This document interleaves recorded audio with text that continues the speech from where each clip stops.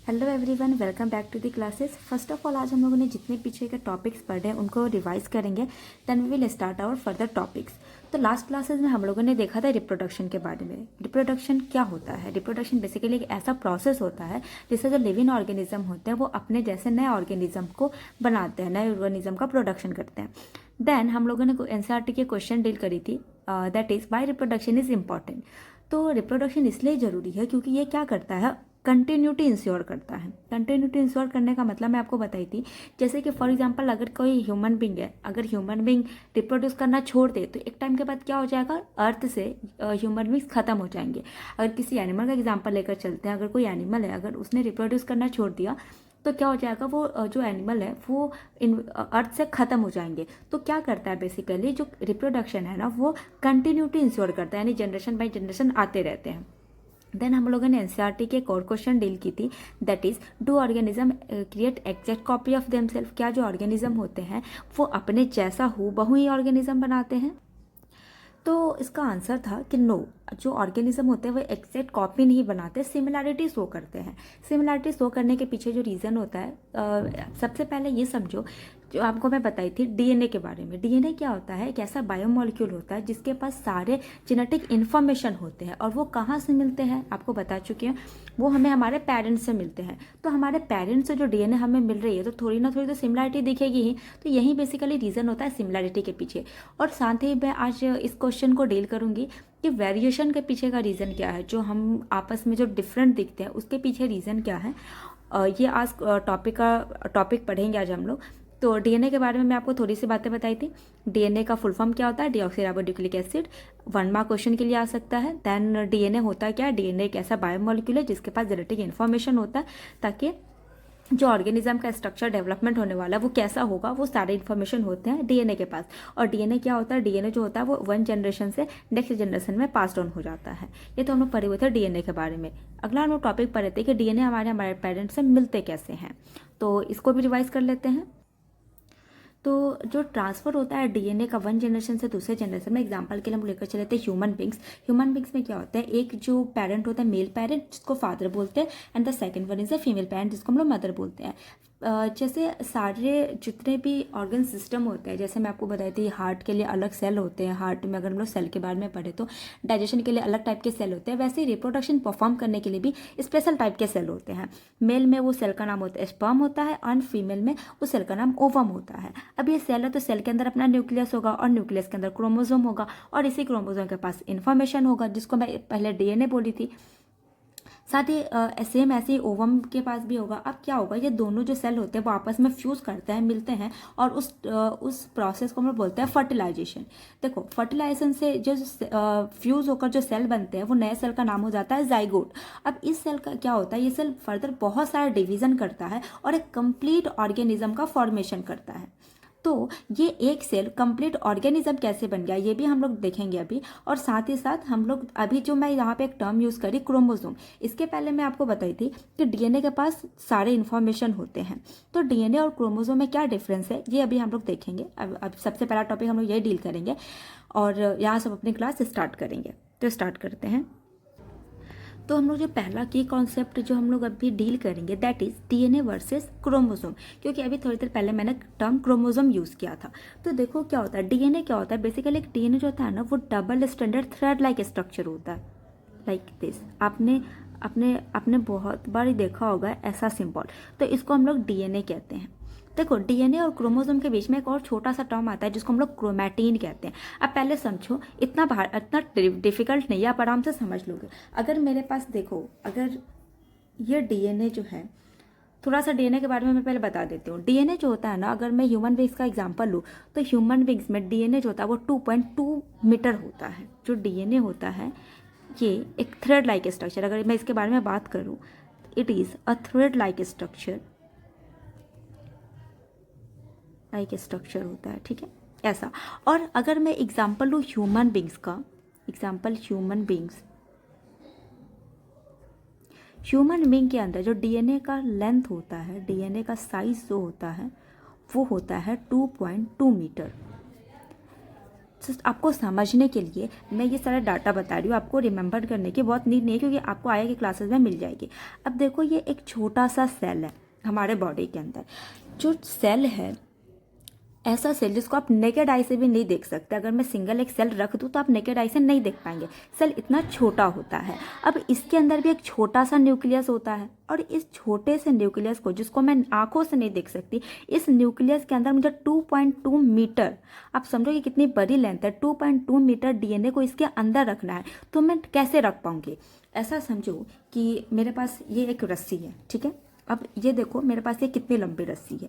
आप मान के चलो कि ये एक छोटा सा इतना बड़ा, ये मान के चलो मेरा सेल के अंदर ये छोटा सा न्यूक्लियस है, इतना ही बड़ा है। अभी ये तो मैंने पेन पेपर पे इतना बड़ा बना दिया, लेकिन होता है एक्चुअली में बहुत छोटा है। अब देखो इसके अंदर मेरे पास ये इतनी बड़ी, ये मेरी यहाँ से स्टार्टिंग पॉइंट है। अब देखो मेरे पास ये इतनी बड़ी थ्रेड लाइक स्ट्रक्चर है जिसको मैं डीएनए बोल रही हूँ, क्योंकि ह्यूमन बींग्स में मैं अभी बता चुकी 2.2 मीटर होता है। ये मेरी 2 मीटर की एक थ्रेड है। तो इतनी लंबी अगर थ्रेड है तो इसके अंदर कैसे रहेगा। तो देखो इसके लिए एक टर्म आता है जिसको हम लोग बोलते हैं पैकेजिंग ऑफ डीएनए। देखो ये ऐसा मेरे पास डीएनए है 2.2 मीटर का। अगर मैं इसको ऐसे कर दूँ तो इसके साथ नहीं रख सकती, लेकिन अगर मैं इसको बहुत बारी फोल्ड कर दूँ, अगर जो सेल है इतनी बड़ी फोल्ड हो जाए, एकदम छोटी सी ये ऐसे फोल्ड हो जाए, तो ये आसानी से इसके अंदर रखा सकता है। यानी इसी को हम लोग बोलते हैं पैकेजिंग ऑफ डीएनए। अब देखो क्या होता है, एक और टर्म समझो, डीएनए और क्रोमैटिन। ये जब ऐसा सिंगल, अगर मैं इसको पूरे को ऐसे एकदम स्ट्रेट कर दूं तो उसको मैं डीएनए बोली। इसके बाद एक टर्म यूज करते हैं क्रोमैटिन, क्योंकि जब मैं आपको पढ़ा रही होंगी सेल डिवीजन तो वहाँ पे मैं इनिशियली मैं जो डीएनए के अंदर जो स्ट्रक्चर बनाऊंगी उसको मैं क्रोमैटिन बोलूँगी। तो समझो क्रोमैटिन क्या होता है। अब देखो पहले तो ये डीएनए था, तो डीएनए के साथ कुछ प्रोटीन मिल जाते हैं। क्या होता है, डीएनए के साथ कुछ प्रोटीन मिल जाते हैं जो पैकेजिंग में हेल्प करते हैं, ये डीएनए को लपेटने में हेल्प करते हैं, और इन दोनों को मिलाने के बाद क्या बन जाता है, क्रोमैटिन। देखो क्या होता है, अगर ये थ्रेड लाइक स्ट्रक्चर क्या हो गया, डीएनए, अगर मैं इसको इकट्ठे यहाँ रख दूँ ऐसे, तो ये हो गया हमारा क्रोमैटिन। अगर मैं क्या करूँ, इसको और भी ज़्यादा अगर इसको मुझे करना है, छोटा करना है, पैकेज बनाना है, तो देखो मैं क्या करूँगी, इसको पैकेजिंग बनाने के लिए मैं इसको ऐसे पैक कर रही हूँ, ठीक है। मान लो कि ये जो मेरा उंगली है ये कुछ प्रोटीन है, मैं इसके ऊपर इसको रैप कर रही हूँ, तो देखो ये जो पहले से मेरा साइज था वो क्या हो गया, और भी ज़्यादा छोटा हो गया। अब देखो तो पहले ये 2.2 मीटर का मेरा डीएनए कितने छोटे साइज में आ गया, और इस जब ऐसा स्ट्रक्चर बन जाता है तो उसको बोलते हैं क्रोमोसोम। इसका कंडेंसेशन करने के बाद ये स्ट्रक्चर देखो, ये अगर स्ट्रक्चर ऐसे अगर मैं इसको बांध दूँ तो ये बन गया हमारा क्रोमोसोम। देखो ये कितना छोटा स्ट्रक्चर बन गया, इसी के अंदर ये वाला एकदम से इसको पैकेज में बनाकर इसको रख दिए और इसको बोल देते हैं क्रोमोसोम। जब मैं आपको सेल डिवीजन पढ़ाऊंगी तब मेरे को ये सारे टर्म उस समय इस्तेमाल करूंगी, तब आपको समझने में दिक्कत ना आए। अगर मैं आपको तीनों का स्ट्रक्चर एक साथ दिखाऊं तो देखो कैसा होता है, डीएनए, क्रोमैटिन एंड क्रोमोसोम।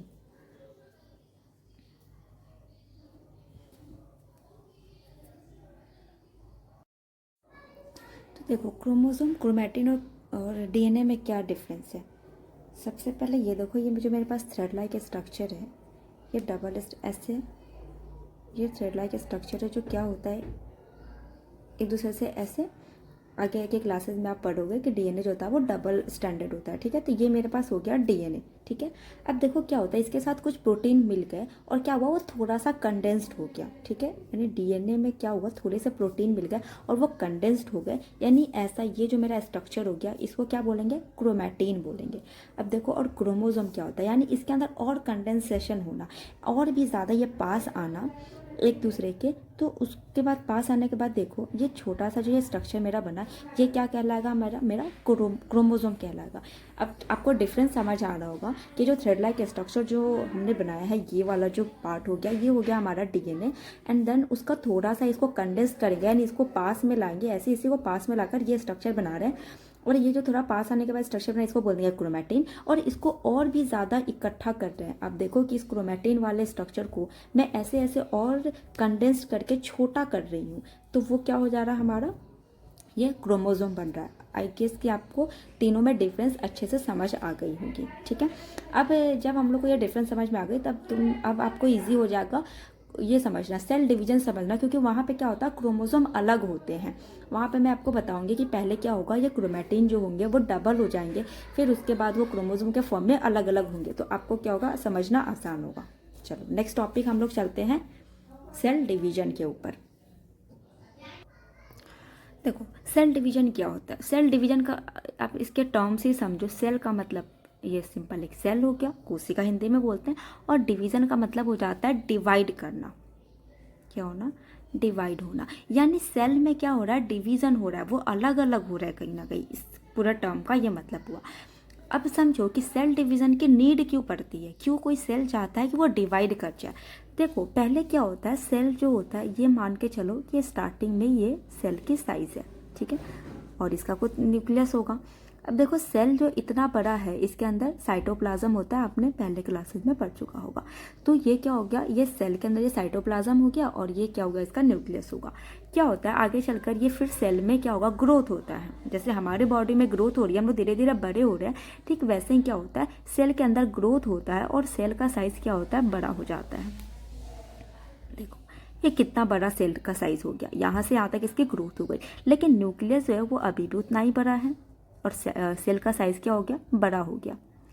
अब देखो जो आप ऐसा मान के चलो कि ये जो न्यूक्लियस है ना इस पूरे सेल का लीडर है। अगर ये पूरी एक कंट्री मान के चलो तो ये जो न्यूक्लियस है ये क्या हो जाएगा यहाँ का लीडर हो गया, जो ये पूरे कंट्री को संभालता है, सारा देखभाल का काम जो है वो इस न्यूक्लियस के पास है। धीरे धीरे क्या हुआ, अब देखो कि जब ये सेल बड़ा हो रहा है इसके अंदर बहुत सारे ऑर्गेनल है, छोटी क्लासेस में आपने पढ़ा होगा गोल्गी बॉडी हो जाते हैं, फिर उसके बाद माइटोकॉन्ड्रिया हो जाते हैं, बहुत सारे ऑर्गेनल है। तो इन सब का काम करने का, ये सेल में कभी चोट लग रही है, बहुत कुछ हो रहा है, तो इन सेल का सारा काम करने का काम हो गया इस न्यूक्लियस का। इसके अंदर मैं एन से डिनोट करती हूँ, ये न्यूक्लियस हो गया, ये बाहर का साइटोप्लाज्म हो गया। अब देखो इस न्यूक्लियस के पास काफ़ी काम लोड बढ़ गया ना, कि ये सेल जो है उसका साइज बड़ा होते जा रहा है। धीरे धीरे ये सेल अभी भी नहीं रुका और ये सेल अपना साइज और बड़ा कर लिया। जब ये सेल अपना साइज और बड़ा कर लिया पर न्यूक्लियस का साइज उतना ही छोटा रहा, तो न्यूक्लियस बोलता है कि अब मेरे से तुम्हारा ये जितना सारा काम है मुझसे नहीं होने वाला है। अब क्या करो कि ये जो तुम्हारा सेल है इसको दो भाग में बांटो, अलग अलग काम बांट दो, मैं अकेले तो नहीं कर पाऊंगा।